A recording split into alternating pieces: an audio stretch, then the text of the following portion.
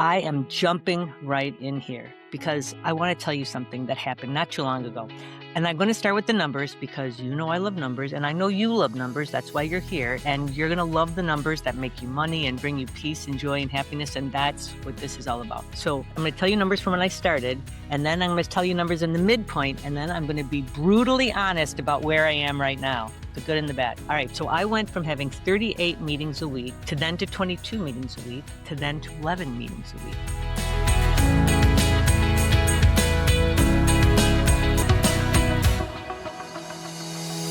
I eliminated 70% of my meetings in a week. So I started with absolutely no open space on my calendar. I mean, I did not have time for lunch. Can eat when I'm doing anything else for sure. So there was no open time. To then I had 8 hours of protected open space on my calendar.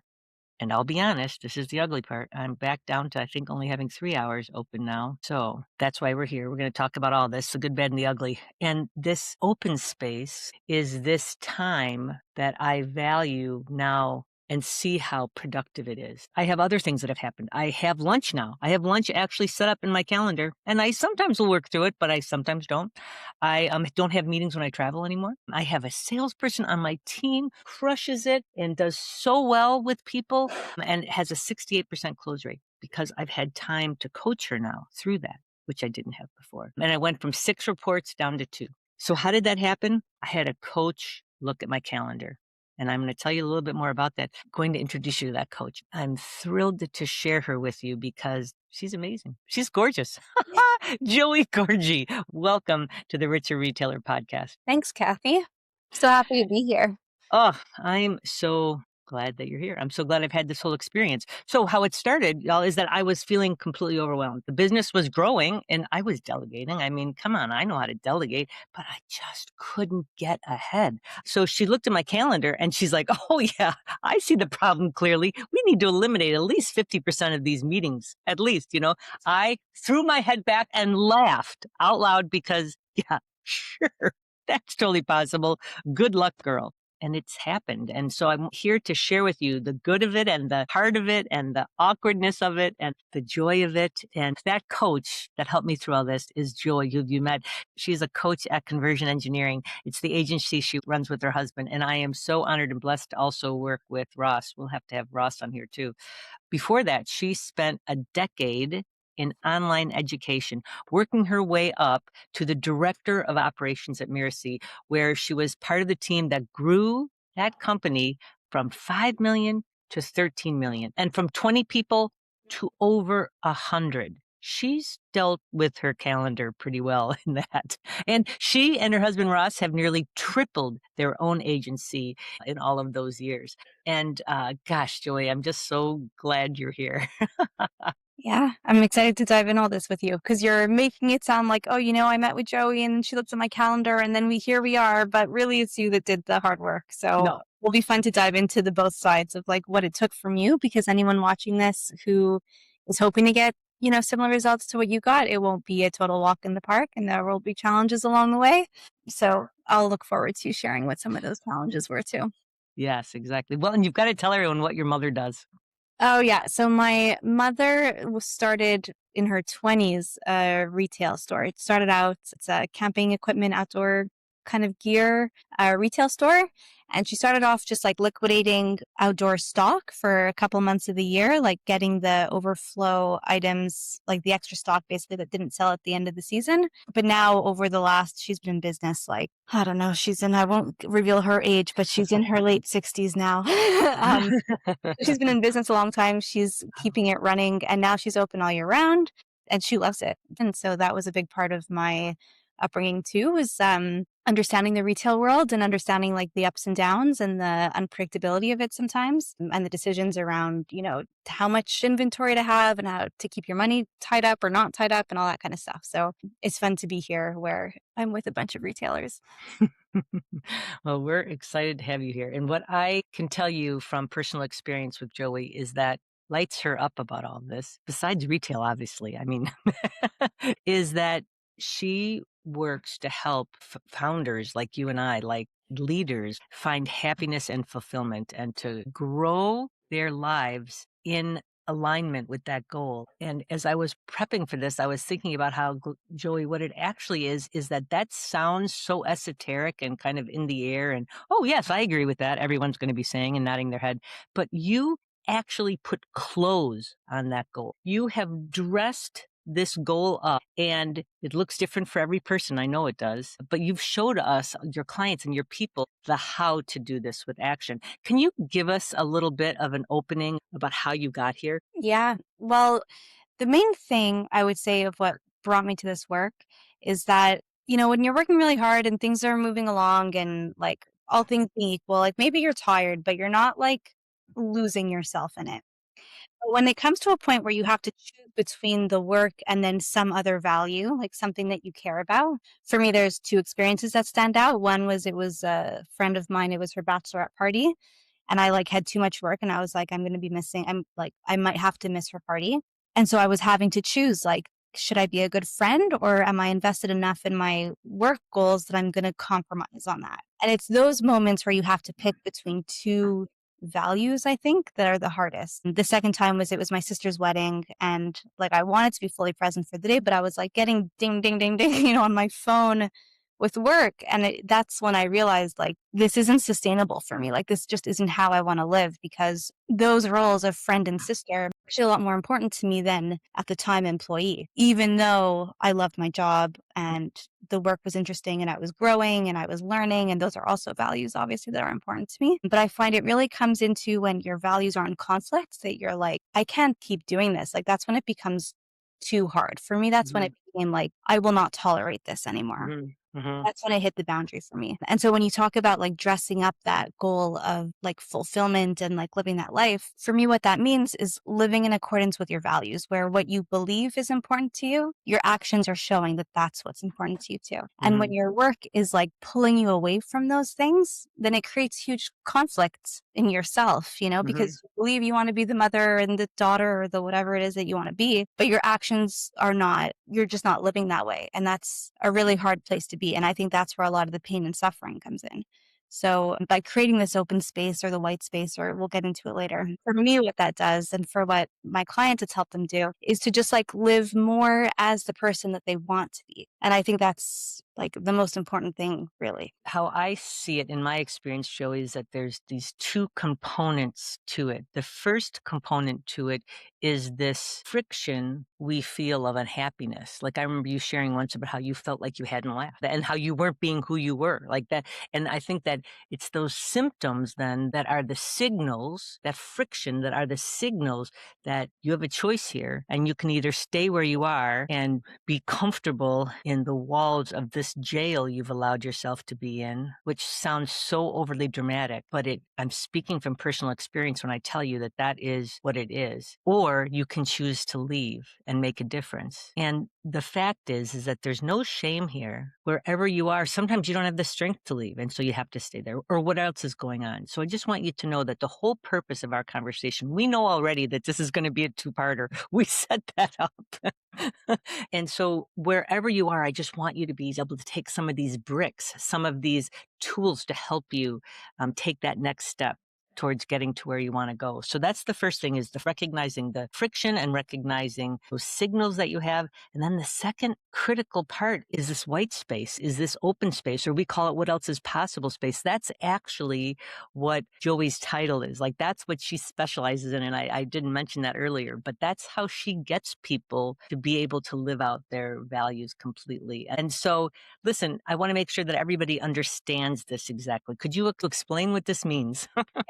So different people will call it different things. I like to use the word white space. I don't love open space because open space sounds like just uncommitted time. And white space is more than just uncommitted time. I think what else is possible space is a lot closer to how you want to be using your white space. But ultimately, what white space is uncommitted time used intentionally. And when I say use intentionally, it's generally for one of the following three purposes. One is filling up your own cup. So Mm, obviously, when you're sick, you get the people around you sick. When you're walking down the street smiling, people smile back. And that easy contrast is exactly how it is with all areas of your life, with all the people in your life, with your business, with everything. So the better that you're going to show up, the more you're going to get signs from the universe back that everything is good. So it's really important. I would say that's priority one. Like if you're feeling burnt out, the best use of your white space is to get through that by investing the time in yourself to get yourself to a better state. The second one is very close to what Cathy calls like the what else is possible space. And that's like exploring new ideas, being curious, being present, noticing opportunities that come up. It gives you the opportunity to say yes. When the Mm. universe gives you a sign, you're like, I can say yes to this sign.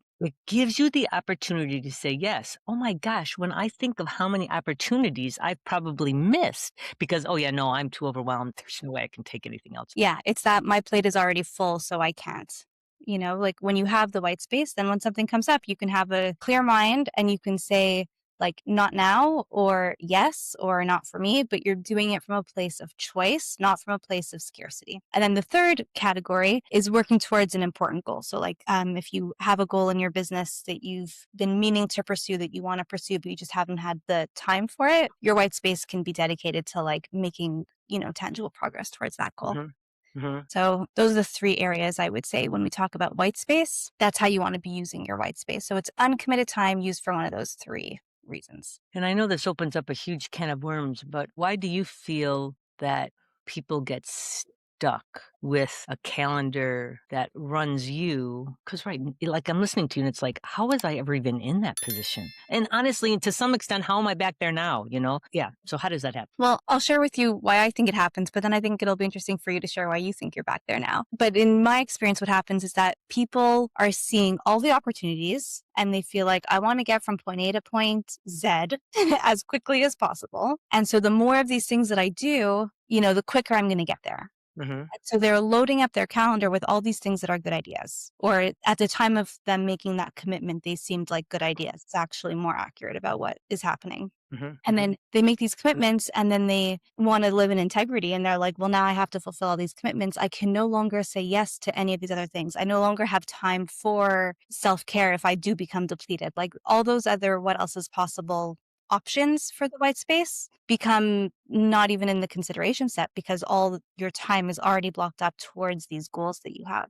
So it's actually with the best of intentions and the best of ambition that I think gets people to this place, but they don't realize it's actually counterproductive because a lot of what people have jammed in their calendars are actually not anymore the best things that they can be doing for themselves or for their business. So Hmm. that's my experience. What about you, Cathy? Like if you think back a year ago versus now, what do you think brought you to that point then? And why do you think you're back there now to a degree? I know you've made a lot of progress, so I don't want to undercut the progress you've made, but why do you think you backslid a little bit? I have to tell you that I have to save that answer for part two because I Okay. want to lay this out to people and I don't want anyone to get discouraged about it. But I know that, oh my gosh, immediately it like fills me with tears. How long I've been working to try to get my calendar under control so that I'm leading it and that it's leading me to this life that I know that I want to have. I had 3 stores, 4 kids. There was a lot going on all the time and I worked full time. And so I just pretty much went from one thing to the other thing. So then all of a sudden, my kids are grown. I literally have less to do than ever in my life.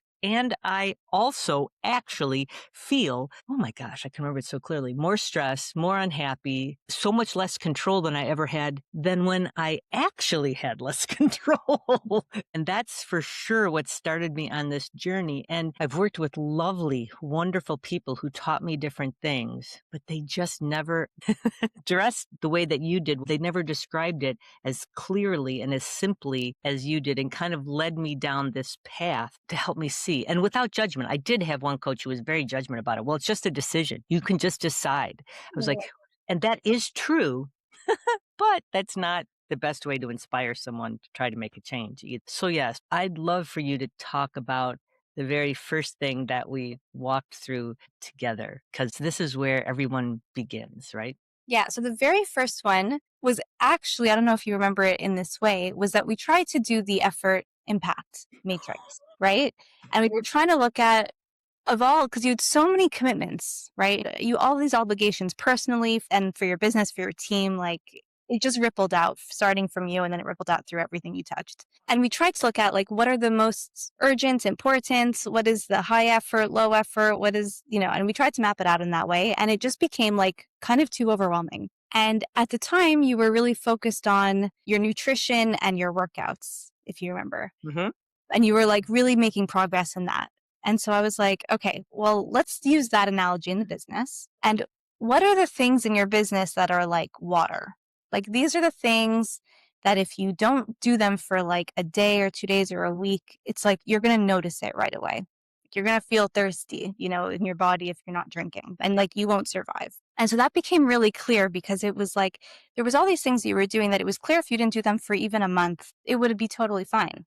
But then there's some things that you absolutely need done kind of daily, weekly. And the next level down from that is the food. And the food is the stuff that it's like, it's definitely proven that it helps your business. Like for sure, for sure. This is like the tried and, the proven things that you're doing, but you don't need it on a daily or weekly basis. It's like, these are the things that like once a month is going to be enough and it's going to give you your boost, or it's going to keep things humming along. And then I asked you the question. I said, what's something that you do for your body that's like, you think it's good for you, and so you're doing it, but you're not like 100% sure if it's having an impact? And you said, I drink mushroom coffee. Which is what I'm drinking right Yeah, now. which is perfect. Yeah, because I mushroom, didn't even plan that. it's not that mushroom coffee is like your wasted time, then like all your bad decisions. Like that's really not what mushroom coffee is. Mushroom coffee is just a group category of all the things in your business that are not water. A lot of your water and food started off as mushroom coffee, which is why there's the temptation to indulge in like inordinate amounts of mushroom coffee. But the problem that happens is that people are so consumed with mushroom coffee that they forget about their food and their water. Mhm, And they're like, oh my God, I don't have time for my food and water. And then their business really suffers because they're just so overwhelmed with getting all the mushroom coffee done, never having really thought about the fact that mhm, it's not as important as the food and the water. mhm. But once we use that analogy, which we co-created actually in a conversation, I think things started to really fall into place for you more because you started to see like, I only have maybe 3 water items and 3 to 5 food items. And the rest is kind of like, it's actually ends up, you realize that these things are actually optional for you. Mhm. They don't need to cause stress. They certainly shouldn't be getting in your way of doing your food and water. And so just like you listening, you're like, "Oh, okay, so this is how I prioritize it. Oh, yeah, I get it. Okay, great. Yeah, oh, yeah, easy to do. Okay, I'll talk to you next time and I'll have this all figured out." And then do you wanna know what happened is I sat there, so I wrote on a piece of paper, okay, water, all right, food, and then mushroom coffee. I mean, everything was water, and I was so obviously that doesn't work. I can tell you that the process of deciding what went where was not easy, and it was incredibly painful. So to give you all an example, we've also done this with our clients, depending on where you are in the status in the journey of your business.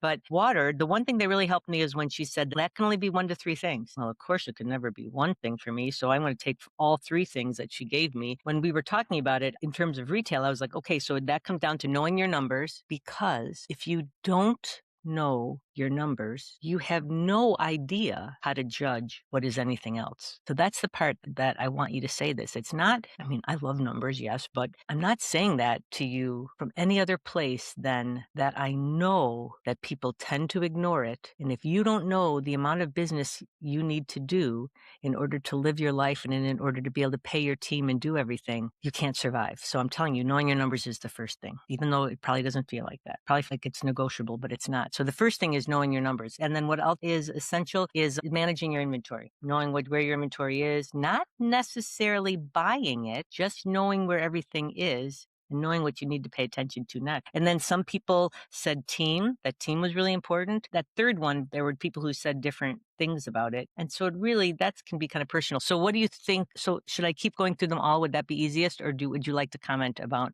each one of them individually?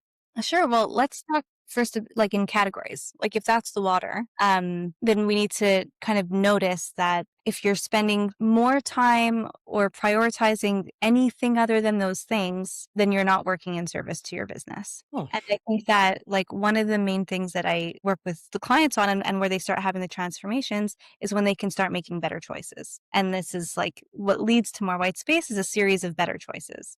And what you were talking about before about like knowing your numbers, that's the sort of thing that gives you the power to make better choices. That sounds super in alignment to me, where it's like the water activities are the things that you're doing on a regular basis that are like in the flywheel leading to a series of better choices, bringing you to more white space. So then under food, what we have found, what most of our clients have said is that food that's secondary level. So you can survive like a month without food. What goes in this category is buying new inventory. I mean, 99% of retailers, of store owners have enough inventory on their floor to last them for sure a month. Team events, some people would say. Social media was another thing that many people said. And so new inventory, team events, accounting, like bookkeeping stuff, and then social media. How can you say team would be on food and not on water? So I'll just use the example I know best would be my mom's business. Mm-hmm. She has one store.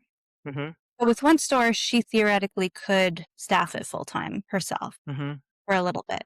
Mm-hmm. Yeah, for a little bit, right. And generally, she won't pay top dollar for the most qualified person. She's just looking for someone, and we're in Quebec, so someone bilingual who has maybe some outdoorsy background who will resonate with the clients. Mm-hmm. She's not looking for lifers. She's looking for seasonal kind of folks. So in her situation, where her team is not really making up the brand, it's just kind of a supervising body who can be helpful in the shop. So for her, it's food. Like she needs it, but it's not like going to make or break her business success to the same Mm-hmm. degree that it would if you think about a store like Zara, where Mm-hmm. it's like, well, this obviously can't run without a management team and the retail team and all these kind of things. And there's a culture around it and there's efficiencies around it. And probably I would imagine that they lose sales all the time when like it takes too long to flip over the changing rooms or like all that kind of stuff. I think that's where your water thing of knowing your numbers, that's where that comes in. Because for Mm-hmm. some businesses, it probably is water. Team could be water.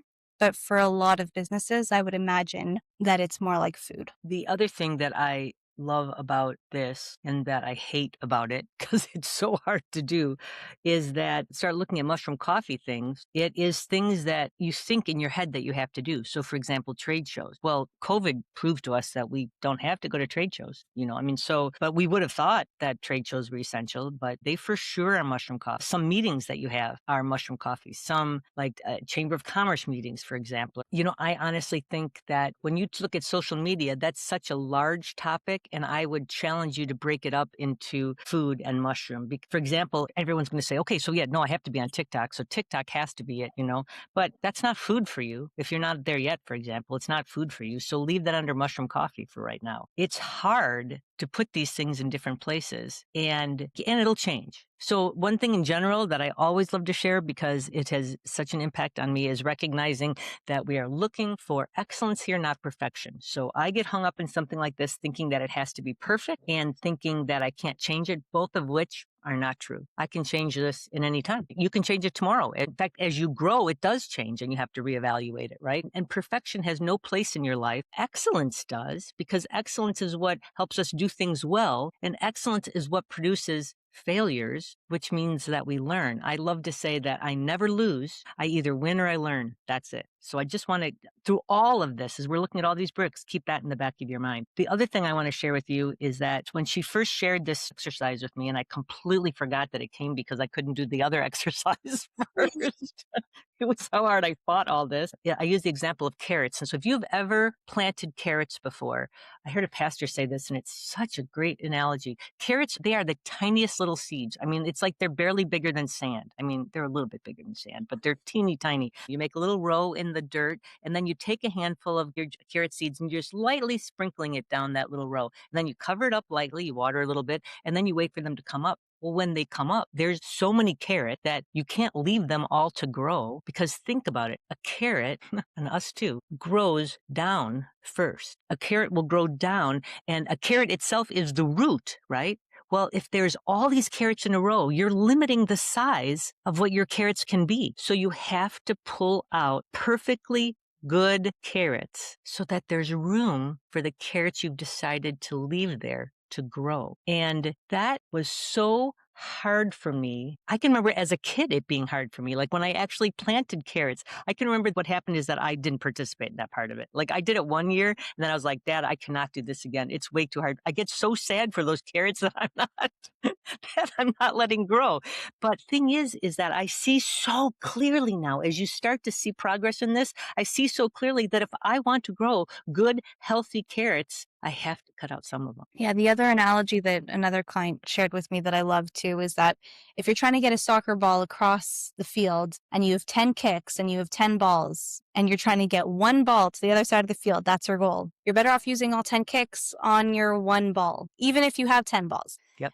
Because if you're just doing one kick, one kick, one kick, one kick, like nothing's really going to make it where you need it to be. Mhm, mhm. So I think there's that temptation where it's like, well, I have all these balls and I have 10 kicks and I have 10 balls and, off we go. But yeah, but that's actually what gets you to your goals. Yeah. Yeah. And I think part of it too, like one of the things you said just kind of like flippantly was like, well, I have to be on TikTok. But it's like, no, you actually don't have to do anything. Especially like now in this world where you can see what everyone's doing on social media, it makes everybody feel like they need to be doing all these things and those people are successful and they're doing this, so I should be doing this. It just ends up really holding us back. That's It why the knowing your numbers is so important because you may feel like, oh, well, every business needs this. And that might just be a wrong assumption for you. What I do love about the soccer balls analogy, in your head, you're like, okay, I'm going to start with one. So imagine all 10 of those balls lined up, and they're all different balls. So you're going to start with the one that you like the most. You're going to start kicking that one. You're going to stop for a second, maybe readjust your ponytail, tie your shoe, and then you're going to look around and you're going to, oh my gosh, did you see that rose gold soccer ball back there? How did I leave that soccer ball back there? That definitely needs to belong. And so then you're so tempted to go back and pick up that soccer ball and then kick that one. Or let's say there's 5 of you, because in reality, every single person in life is making this decision at the same time. So across the world, there are 10 women standing on the soccer field with 10 balls in front of them, and you might be moving forward, and then, oh my gosh, no, look, she's ahead of me. Wait, oh, you know why she's ahead of me? Why, that ball is different from my ball. If I had that, I do have that ball. It's right back here. Okay, I'm just going to go back. Yeah. If you guys were on YouTube and could see me moving back and forth in my, well, those of you that are on YouTube, hello. I know there's many of you. That's what happens, isn't it? It's how we self-sabotage. Yeah. And it's not on purpose. It's always with the best of intentions. It's because it's the belief that that thing is going to get me to where I want to go. Yeah. And right. that's where the water, food, and mushroom coffee is so important because it's all mushroom coffee. Like if it's not proven, it's mushroom coffee. Correct. And Which it is doesn't matter if you think it's proven for someone else because you don't know. totally. Yeah. You don't Yeah. know. Exactly. And if you've not reached diminishing returns on your water and your food, accumulating mushroom coffee is usually not what you need to be. Like, there are very few cases where you need to be really lost if your solution's in the mushroom coffee. I would say, like, 9 times out of 10, you have seeds of what's already working, and you should really just be investing in those seeds, Correct. like that with the carrots. It reminds me of the most retail analogy of this is how you have all these items in your store. And what we see every day is that people don't pay enough attention to what their best sellers are. And in fact, I did a whole podcast about it. We'll put the episode in the notes so you can check it out. But what we have found is that if you keep enough inventory in your best sellers, which is more than you think you should be carrying for sure, you can increase your sales 13% just by doing that, by paying attention to your never out of, which is looking at things that are successful, looking at something that you've identified as water in your inventory and continuing to fuel that, to give it fuel. It's fascinating. Yeah. Even if it's not sexy. See, it is not sexy because you want the newest thing, you want the latest thing, but no, right? So we went through this, we did this work, and what resulted from it for me is that, right, I shared with you, I had 42% of my calendar free. Oh my gosh, this is fabulous. And what I realized had happened is that, and the reason why it was so hard deciding what was mushroom coffee is because of how I had always been the girl that would stand very proudly and say, oh, listen. So Cecilia or a team member would say, so do you want to do this or this? I would say to them, I'm sorry. What did you say to me? I am the and, not or girl. I am all about the and always. So we're going to do them both. And so this was a fundamental shift in how I did things. I used to always say, oh, yeah. My beloved husband would say, well, honey, there's still only 24 hours in a day. Taylor Swift, Beyonce could get all this done in that time. I can too. Well, the reality is, well, Cecilia is the one who said this back to me. I am positive that even Taylor Swift and Beyonce have to decide what's food and water for them. And yeah, is it different than our food and water? Yeah. And is my food and water different now than it was a year ago when I started this? All that's true. But I can see how I became a different person in all this. And the other thing that was so surprising to me is how it showed me how I self sabotage so much. And I did not see that I did that. It was hard. I did not realize that pride that I took in being always busy and always, oh, yeah, I did. You read that sign, you see those kind of things on Instagram, and you're like, oh, yeah, yeah, no, I don't do that. Oh, are you sure? Because I'm betting, no, I know that you are in some places. So why is this so hard, Joey? I mean, I think it depends person to person. I think we all have our life experiences that bring us to like becoming who we are, Uh-huh. and a lot of that is in service. It's like, I'm sure everyone watching this or listening to this has achieved some level of success. And like all of that, I can and I will, and like, you miss 100 of the goals you don't take, and like rah rah kind of stuff like that did serve them to get them to where they are now. I know I definitely felt that way. I was making all these decisions and I had this goal. My big goal at one point was like, I want to make 100 grand a year by the time I'm 30. And I like finished university. That was my goal. And then I worked towards that goal. And then I got to that goal. And it was like, okay, I'm here. Like, and a bit of it was like, I don't need no man. I can afford my lifestyle now. I can pick whoever I want to love and, whatever that is. Like, people have all these. And obviously, I grew up with that idea that I need to be independent. And that for me meant financially. What does that take? Well, it means, you have XYZ options in school. And then from there, you have XYZ options in career. And it like takes you in making your decisions throughout your life. And so I think we all get to that point of like, okay, well, now I'm here. And in this case, it's like you have your retail store and it's going pretty well. But if you're watching this, it's because you're not really totally happy with where you are. And so Mhm. there's a recalibration that needs to happen. And I think part of what makes that so hard is that it was all these good things that brought you to where you are, like ambitious, good, hardworking, good, resilient, good. Like all these things are good. But there's also a shadow side to when you're doing all of those things at the cost of, kind of yourself, like what we spoke about at the beginning of the episode, which was, around like losing your joy basically for the work. It is so interesting. Also, expand from this binary thinking where everything is good or bad. And instead, what you opened up in my mind is that I thought that the only good way to be was the and girl, was to say and to everything. But what I learned was that from what you've exactly just said it, what got me here was wonderful and it was great. But now I'm ready to do something different to get to where I want to go. So you have to applaud and thank yourself for what you already did and then realize, yeah, no, now I have to change. And so it's about, they call about rewriting old stories. And as you do that, it's incredible how much changes and how hard it is to live in transition and how hard it is to, I can remember one call we had where I was talking about you have to hold the good and the bad at the same time because I know I still have some of these bad habits.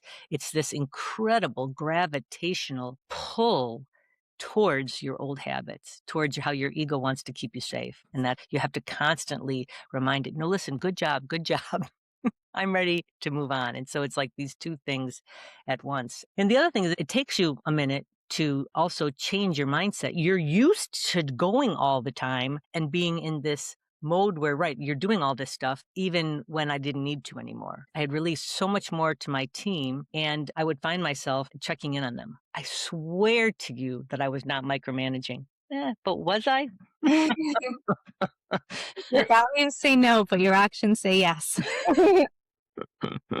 I would tell you that in my heart of hearts, my heart of hearts, I was not. Oh, no, that wasn't. But again, just self sabotage, right? And so that's normal, right? Because I for sure felt like I was just doing something wrong about the whole process. Oh, yeah. No, it's totally normal. A big part of why I think it's so normal is because one, first of all, there's that story of, well, this brought me to my success now. And so this is a good thing. And like you said, to rewrite that script is really important because what got you here won't get you there. Also, there's some things that you think you're successful because of, but it's actually you're successful in spite of. And Mhm. it's not always clear which thing is which. Right. And then the other thing is that it's hard to rationalize in your mind, like, well, was I wrong the whole time? It's a hard thing to accept that you could have done something better Hmm.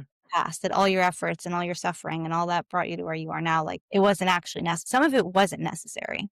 Some of it Mm. was, and, you know, you overcame and you learned, and, like, you couldn't have learned or gotten to the point without having gone through that. But now that you're here, there may be a better way. And so there's definitely a lot of cognitive dissonance, I think, that comes from needing to change, accepting change, and then sticking with change. Because every time you feel fear, like that's one of the things that we've spoken about, Kathy, is like, well, what's driving you to check on that person? Do you remember we really recently we had a conversation and you were like, well, I jumped in, I did it myself because I didn't want to be disappointed. And it's like, but that's such an old script. You know, that person hasn't disappointed you in years, you know, but sometimes it takes time to really let those scripts go. And Yeah. it's hard work, deep work to get through all that and to even just be aware of it, which is where the white space comes in because you need to have space in your mind to tackle these types of things. It doesn't just happen on its own. And without that white space, without being able to say no to things, you don't know. It's like what you said before, you don't even know what opportunities you're not being able to say yes to. As we've led clients through this, I know that some of you are thinking, okay, great. Okay, great. Okay, so I need more white space. And what am I going to do? Just sit in a coffee shop drinking coffee?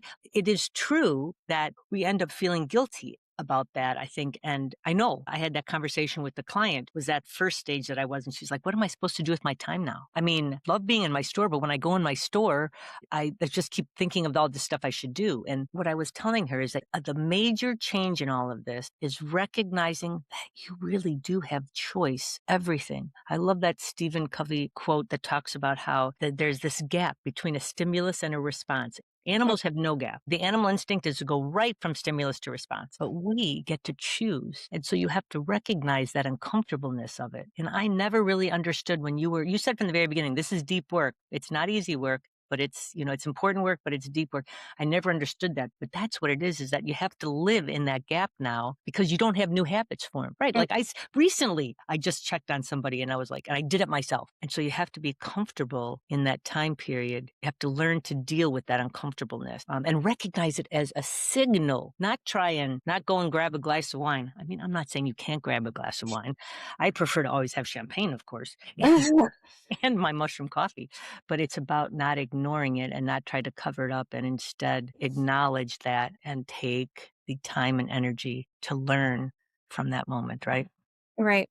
Yeah, totally. Like when I was talking about white space before, and I was saying, you know, the three categories of what you can do with your white space, the self awareness of what do I actually need right now from my white space, and then making the choices that bring you closer. Like the choices of how to use your white space are really important. And then the choices around like creating your white space are important. And then maintaining your white space are important. And I don't know that we'll have time to get into all of that today, but that's the sort of stuff that you've learned over Hmm. the last while, Kathy, is like, what are the decisions that lead to having more white space? Now that I have the more white space, how do I hold that white space? So later when we're going to talk about losing your white space, I'm sure we're going to address boundaries. We're going to address priorities. Like it's going to be all the same kind of stuff, except for that it's going to be easier now because you already know it. It's just the Right. habits that have come in. Like you say now that, you know, you've backslid, but you actually do know how to get back on track.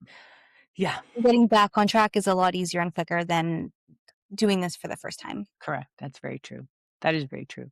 And it is so much about seeing what works for you also, you guys. Yeah. This is a new habit for y'all. And so you just have to keep trying things, but don't give up on it because this works incredibly well. And what I want you all to take from this first part here is that we spent all this time and energy laying this foundation for you and what has to happen first. Like I said, Joey put clothes on this idea of the water, the food, the mushroom coffee, and she put clothes on how you have to handle this transition and how you have to handle being awkward with it. We're going to talk more in part 2 about about all that. So don't miss it. But what I want you to hear is that if you genuinely can't carve out thinking time, because that is precisely how I felt. It is a true story that I laughed when I told her. In fact, I laughed about it a lot because then I told my husband and I was like, oh my gosh, guess what my coach told me to do today? She has no clue. I had all this respect for her, but she has no clue. I told my family about it because it felt impossible to me. But what I know now is that that's not a scheduling problem. That is data. That is a signal. It's telling you something about not just about the state of your business, although it's that, but it's also about the state of your mind and your thinking and your thought processes. I tell you, the other thing I've learned about this is that I had no idea that I had so much lack thinking in me. I was always sure I was a pot of gold at the end of the rainbow kind of person. And there's just a lot more negativity, a lot more lack thinking in my brain than I thought there was. And so we're going to talk about all of that. You know, Joy, could you just leave them with a tease of how they can feel when they've gotten to this other side?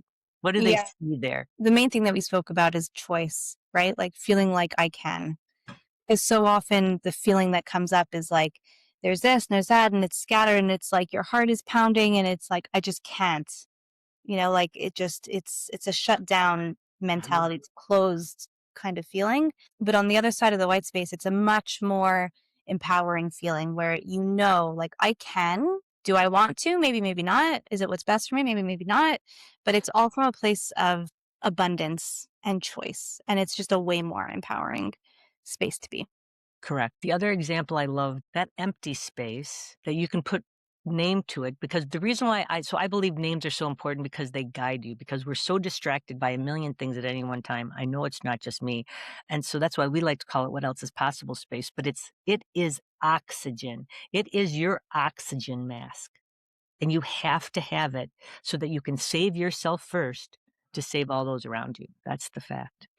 All righty. Well, usually we end with a Millie moment, but I'm going to share that with the next one. All right. Gosh, there's so much more to go into. In part 2, we're going to go deeper into this, which we've gotten pretty deep already. We're going to lay out more bricks for you so that you can see where you are and where you want to go. We're going to talk about how effort and impact actually guide your decisions.